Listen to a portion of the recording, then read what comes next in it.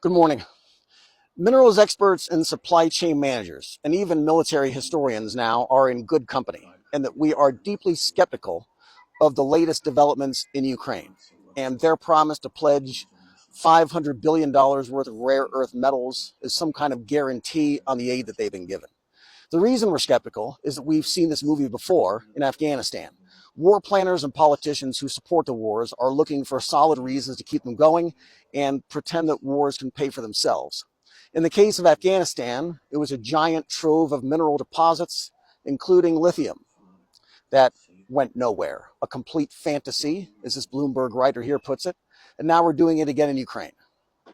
Simply put, Ukraine does not have rare earth metals. Here's a chart that explains why we would love to find some in friendly countries. China, Vietnam, Brazil, Russia, Greenland, which is part of Denmark, but this chart explains a lot of the rhetoric on Greenland. Here's the actual report from the U.S. Geological Survey, and this one is very different from others we've done lately because the United States does have significant rare earth mining production, 45,000 tons throughout 2024.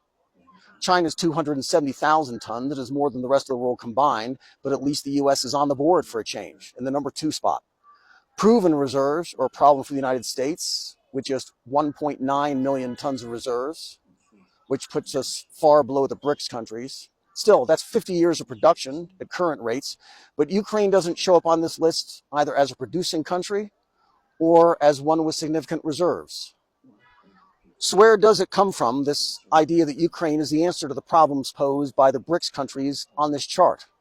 China and their closest allies do dominate the worldwide production and reserves of rare earths. And that's the argument that's being used here. And this is where the story gets weird. It was the Ukrainians first who went to Europe and later to the US with the idea that Ukraine had vast untapped materials reserves of gigantic value, including rare earth metals. The Ukrainian Geological Survey and the Ministry of Mining published this report, a critical minerals assessment.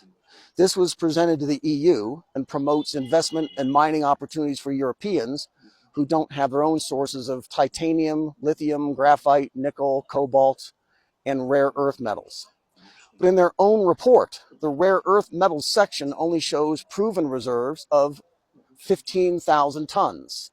They lumped that tiny number in, though, with some other raw materials to get this graphic that suggests 100 million tons of materials for electronics and phosphates. So nobody in Western mining industries, and even in the mining industry of Ukraine, believes that Ukraine has huge reserves of rare earths. And industry insiders are perplexed with this $500 billion number that's being thrown around now, and that Ukraine will sign a deal to pledge these vast reserves, which don't exist, in exchange for debt forgiveness for everything up to now and a blank check going forward. Ukraine doesn't have it. But let's pretend they did. All the rare earth production on the planet totals $15 billion per year. Let's pretend further that Ukraine magically created 20% of the world's rare earths and could be pulling them out of the ground starting right now. Ukraine's output would be $3 billion a year, which divided into 500 billion is 166 years. Compared to oil and copper, rare earth mining barely shows up on a line chart. It's not even fair to present the data this way. Now, Ukraine does have other materials besides trace amounts of rare earths. The problem is that many of those are in Russian-controlled areas, and Ukraine's commercial mines for titanium and gallium also don't get us anywhere close to $500 billion. And it's here where we find a common theme. It's not a mistake because it's deliberately misleading. It's using proven reserves to formulate policy, deliberately misleading investors and policymakers into believing that we're just a few dollars away from having commercially viable mines. It doesn't work that way in the real world. The Soviets discovered these deposits decades ago in Ukraine, and nobody bothered going after them. The Ukrainians themselves said that the recovery would cost much more than the market value for them. But here things get weird again.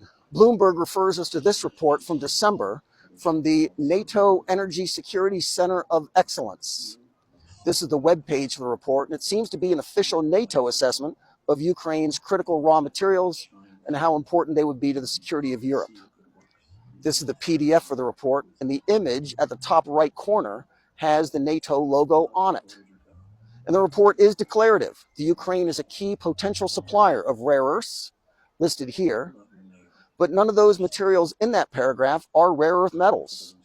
What's more, this report didn't really come from NATO. A NATO spokesman said that it's an opinion piece instead of an official NATO document, but the document doesn't disclose that anywhere.